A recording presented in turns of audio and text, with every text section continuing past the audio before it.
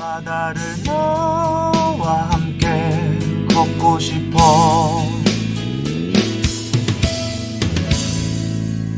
역사 밤바다.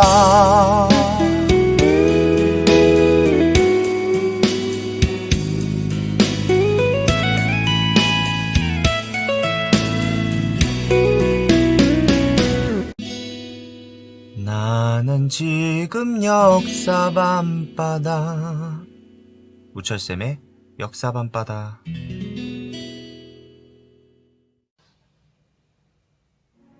나는 조선의 앞날이 걱정이다.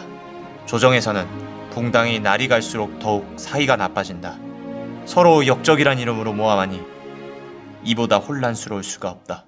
나는 조선의 앞날이 걱정이다. 1674년 갑인 예송의 결과는 갑인 환국으로 나타납니다. 환국이란 왕이 하나의 붕당의 편을 들어주면서 권력이 하나의 붕당에서 다른 하나의 붕당으로 넘어가게 되는 것을 환국이라고 합니다. 갑인 예송 전까지 서인이 권력을 잡고 있다가 갑인 예송의 결과 현종이 남인의 의견을 선택하면서 권력이 서인에서 남인으로 환국됩니다. 이를 갑인 환국이라고 합니다. 이후 1674년 숙종이 즉위합니다. 숙종이 즉위한 이후 1680년에 사건이 하나 발생합니다. 남인인 허적이 정부의 권력을 장악하기 시작합니다. 점점 왕권을 조여오는 남인의 허적 세력, 그리고 남인 세력이 숙종은 슬슬 불편해집니다.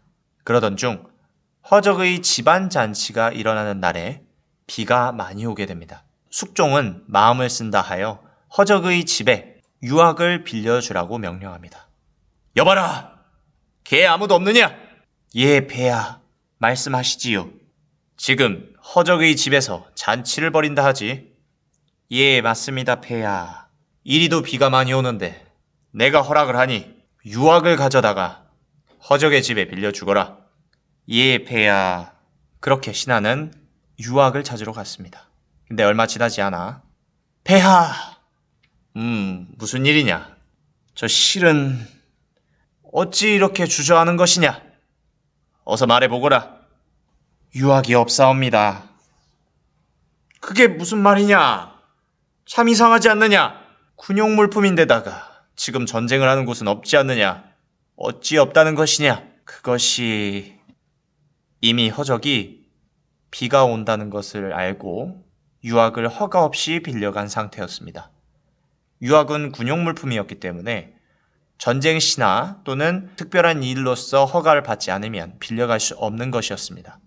그런데 그것을 허적이 마음대로 빌려간 상태였습니다. 이에 숙종은 굉장히 분노합니다. 내 이번만큼은 참을 수가 없구나. 남인 무리가 하늘 높은 줄 모르더니 왕의 권력을 업신여기는구나. 이로 인해 1680년 남인 세력을 숙청하고 경신환국이 일어납니다. 이로 인해서 권력은 남인에서 서인으로 이동하게 됩니다. 이렇게 권력을 가진 서인은 내부에서 분열하게 됩니다. 유학사건 이후 여러 사건 때문에 남인에 대한 처리 문제를 서인 내부에서 정하는데 이때 의견 대립으로 분열하게 됩니다. 노론과 소론이라고 구분 짓는데요. 노론은 이제 나이 많은 사람들의 무리라고 보시면 되고요. 소론은 나이 적은 사람들, 젊은 사람들의 무리라고 보시면 되겠습니다. 하지만 겉으로는 아직 서인이고요. 내부적으로만 분열한 상황이었습니다. 자, 이러한 상황 중에서 숙종은 여러 명의 아내를 두고 있었습니다. 숙종은 왕후만 3명, 그리고 나머지 여러 명의 빈을 두고 있었습니다. 왕후는 공식적인 아내라고 보시면 되고 빈은 첩의 개념이라고 보시면 됩니다. 공식 아내보다는 급이 낮은 아내라고 보시면 될 것 같아요. 그 중에 숙종이 가장 아끼는, 가장 아름답다고 기록되어 있는 장의빈이 있었습니다. 여러 드라마들의 이제 모티브가 됐죠. 여인천하라든지 동의라든지 당옥정이라든지 기타 등등의 드라마들이 있습니다. 궁금하시면 한번 찾아서 보시고요. 어쨌든 조선시대의 최고 미녀 중에 하나라고 불리는 기록되어 있는 장희빈이 숙종의 아들을 낳게 됩니다. 이에 따라 숙종은 장희빈을 더욱 아끼고 뿐만 아니라 장희빈의 아들을 세자의 자리, 왕의 후계자의 자리로 올리기를 원하게 됩니다. 이에 숙종의 편을 든 무리가 바로 남인이었습니다. 하지만 예법을 중시하던 서인은 전하, 어찌하여 빈의 아들이 세자가 될 수 있겠나이까? 생각을 접어주시옵소서. 이렇게 반대하고 나섭니다. 유교 예법상 서인의 말이 맞습니다. 하지만 숙종이 분노합니다. 내가 원하는데 어찌하여 경들이 나를 막아서는가? 이 과정에서 1689년 기사환국이 일어납니다. 서인 세력을 숙청하고 다시 권력을 남인에게로 주게 됩니다.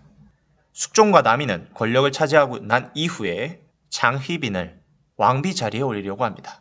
당시 왕후는 3명이나 있었기 때문에 둘째 아내였던 인현왕후를 폐비시킵니다. 쫓아내게 됩니다. 여기에는 숙종이 이전부터 외척 세력이라고 아내의 친인척 세력을 외척 세력이라고 합니다. 쉽게 표현하면 왕의 외갓댁이라고 보시면 되겠습니다.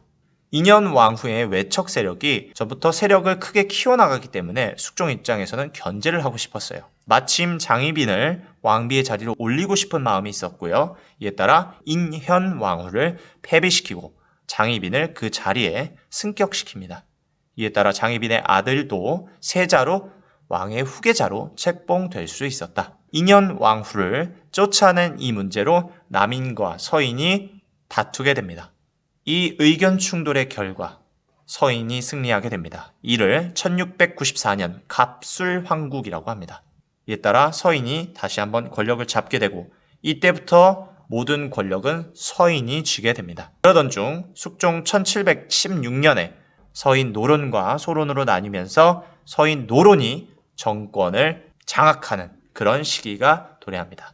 이후부터 노론과 소론은 자주 대립 경쟁 구도를 가지게 되었다. 여기까지가 숙종의 이야기였습니다.